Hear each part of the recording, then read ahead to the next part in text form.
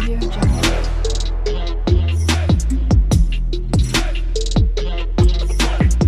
Audio Jungle. Hi అండి, welcome back. So ముందుగా అందరికీ సంక్రాంతి భోగి శుభాకాంక్షలు అండి. అయితే మేము పొలం వెళ్ళడానికి అక్కడ ఉండే 3 రోజులు పండగ కోసం మొత్తం ఉప్పులు సరుకులు అక్కడ చలికి ఆ రగ్గులు మొత్తం అంతా ప్యాక్ చేసేసాము. సో స్టార్ట్ అయితే అయిపోయాము, అందరం భోగి రోజు వెళ్ళిపోయాం. ఆల్రెడీ అక్కడ ముగ్గులు వేయడం స్టార్ట్ చేశారు. అయితే మనం భోగి మంట వేసే చోట కల్లాపు చల్లి నీట్గా ముగ్గు వేసి రెడీ చేసేసాం. అయితే మా మావయ్య పాత పనికిరాని మంచం ఉంటే ఆ మంచం విరగ్గొడుతున్నారు. భోగి అంటేనే మన పాత వస్తువులు అన్నీ వేస్తాం కదా. సో ఆ పాత మంచం అనమాట. ముందైతే కర్రలు అవి పెట్టారు. అయితే ఆ మడత మంచం విరగట్లేదండి. డాడీ ఇంకా మావయ్య ఇద్దరు కలిసి కష్టపడి దాన్ని అయితే విరగొట్టారు. తర్వాత భోగి మంట అయితే మా అత్తయ్యతో వేయించామన్నమాట.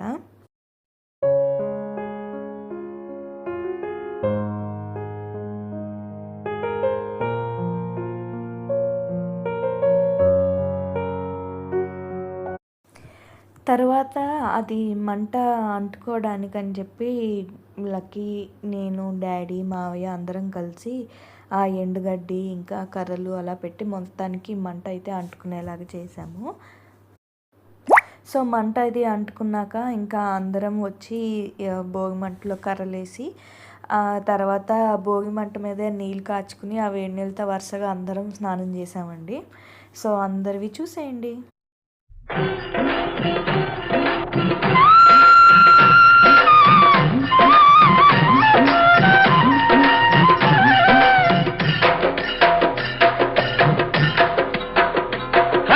భోగుల్లో భోగుల్లో భోగ భాగ్యాల భోగుల్లో భోగి మంటల భోగుల్లో తెల్లారకుండానే పల్లె పల్లెంతాను ఎర్రని కాంతుల భోగుల్లో తెల్లారకుండానే పల్లె పల్లెంతాను ఎర్రని కాంతుల భోగుల్లో భోగుల్లో భోగుల్లో భోగ భాగ్యాల భోగుల్లో భోగి మంటల భోగుల్లో తెల్లారకుండానే పల్లె పల్లెంతాను ఎర్రని కాంతుల భోగుల్లో.